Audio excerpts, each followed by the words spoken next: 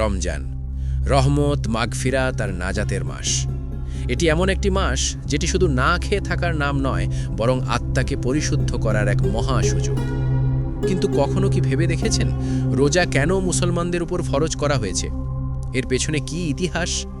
রোজার প্রকৃত গুরুত্ব ও ফজিলত কি?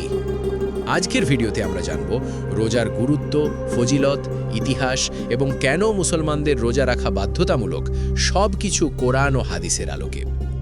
ভিডিওটি শেষ পর্যন্ত দেখুন, কারণ শেষ অংশে থাকবে এমন একটি বার্তা যা আপনার রমজানকে বদলে দিতে পারে। নবী মুহাম্মদ সাল্লাল্লাহু আলাইহি ওয়াসাল্লাম যখন মক্কায় ইসলাম প্রচার করছিলেন ১৩ বছর, তখন রমজানের রোজা ফরজ ছিল না। তবে তখন একটি রোজা রাখা হতো, আশুরার রোজা, মুহররমের ১০ তারিখ। হাদিসে এসেছে, রাসূল সাল্লাল্লাহু আলাইহি ওয়াসাল্লাম মদিনায় এসে দেখলেন ইহুদিরা আশুরার দিনে রোজা রাখে। তারা বলল, এই দিনে আল্লাহ হযরত মুসা আলাইহিস সালামকে ফেরাউনের হাত থেকে মুক্তি দিয়েছিলেন। তখন নবী সাল্লাল্লাহু আলাইহি ওয়াসাল্লাম বললেন, মুসার সাথে আমাদের সম্পর্ক বেশি। তাই তিনি নিজেও রোজা রাখলেন এবং সাহাবীদেরও রাখতে বললেন। এই সময় আশুরার রোজা অনেকটা বাধ্যতামূলক ছিল, কিন্তু রমজানের রোজা তখনও ফরজ হয়নি। হিজরতের ২য় বছর, অর্থাৎ মদিনায় আসার প্রায় ১৮ মাস পর আল্লাহ তাআলা কোরআনের সূরা বাকারা ১৮৩ থেকে ১৮৫ নম্বর আয়াত নাজিল করেন। এই আয়াতে বলা হয়, হে ঈমানদারগণ, তোমাদের ওপর রোজা ফরজ করা হয়েছে, যেমন ফরজ করা হয়েছিল তোমাদের পূর্ববর্তীদের ওপর, যাতে তোমরা তাকওয়া অর্জন করতে পারো। এই আয়াত নাজিল হওয়ার মাধ্যমেই প্রথমবার মুসলমানদের ওপর রমজানের রোজা ফরজ হয়। রোজা ফরজ হওয়ার পর শুরুতে কিছু নিয়ম ছিল কঠোর। ইফতারের পর কেউ যদি ঘুমিয়ে পড়ত, তারপর জেগে উঠলে সে আর সেহেরি খেতে পারত না। পরের দিন সূর্যাস্ত পর্যন্ত কিছু খাওয়া নিষেধ ছিল। এতে সাহাবীদের জন্য অনেক কষ্ট হতো। একটি বিখ্যাত ঘটনা, এক সাহাবী সারাদিন কাজ করে ইফতারের সময় খাবার না খেয়ে ঘুমিয়ে পড়েন। পরে জেগে উঠে আর কিছু খেতে পারেননি। পরের দিন তিনি খুব দুর্বল হয়ে পড়েন। এই পরিস্থিতি দেখে আল্লাহ তাআলা দয়া করে রোজার নিয়ম সহজ করে দেন। পরে সূরা বাকারা ১৮৭ নম্বর আয়াত নাজিল হয়।